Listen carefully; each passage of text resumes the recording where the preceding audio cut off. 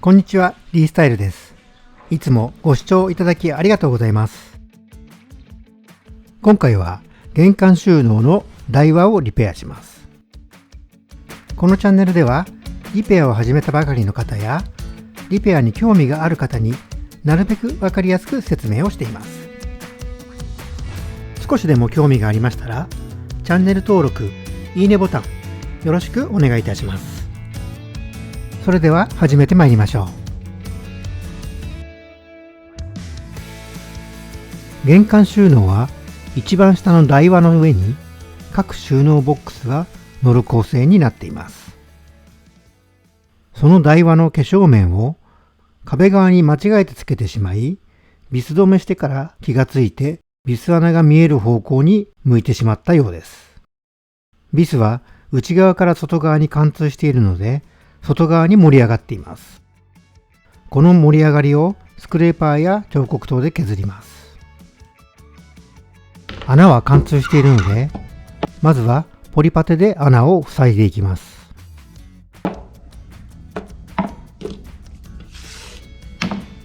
表面から少しへこませたように打っていきます。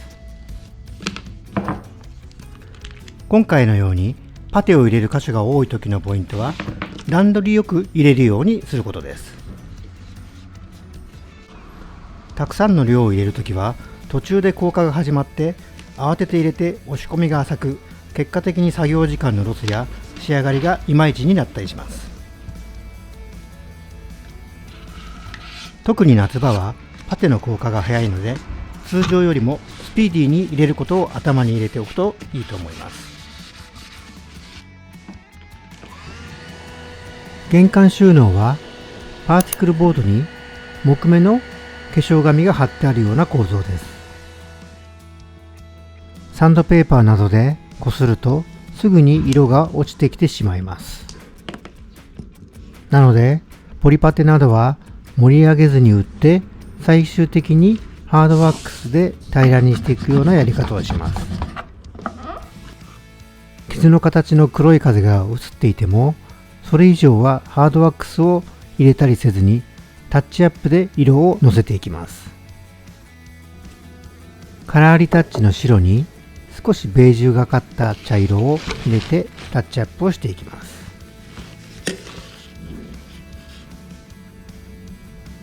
少し木目部分が強く出てしまった場合は、周りを一段薄めの白を入れてさらにタッチアップして抜いていきます。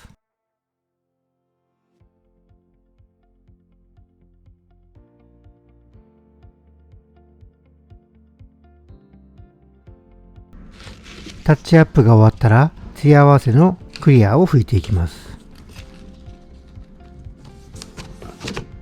マスキングの時に一つ工夫なのですが、台輪の下のようにわずかに隙間が空いている場合、ここの隙間にマスカーやマスキングテープを入れるのはとても難しいです。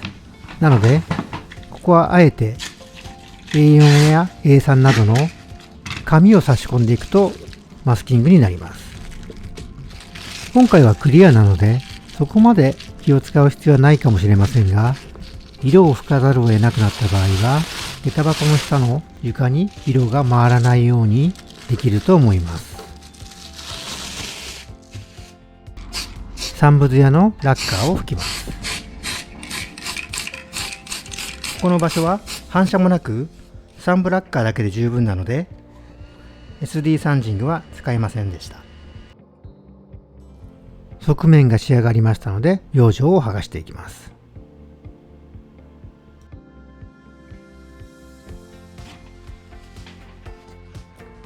白系のタッチアップは少し色を混ぜただけでもかなり変わってきてしまいますので、慌てずに慎重に行っていきます。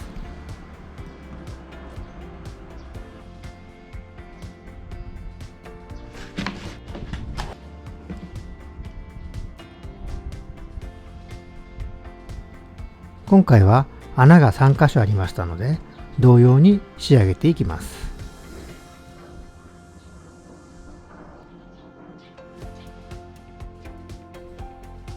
最後の一つです。ポリパテが終わった段階で何もせずにハードワックスを入れます。刻みも入れてないですが、これでどのあたりをプラスして削ればいいかがよく分かってきます。黒くパーティクルボードが浮かんでいるところ、ここを主に彫刻刀で削っていきます。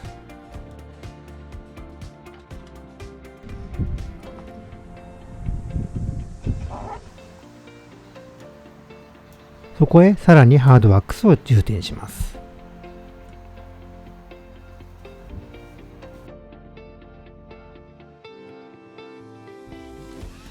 レベラーで平滑にしていきます。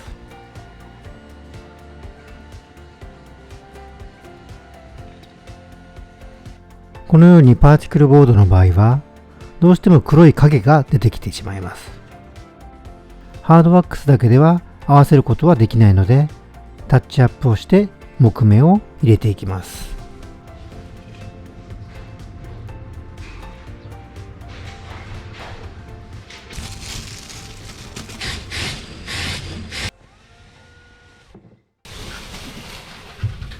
こちらで終了となります。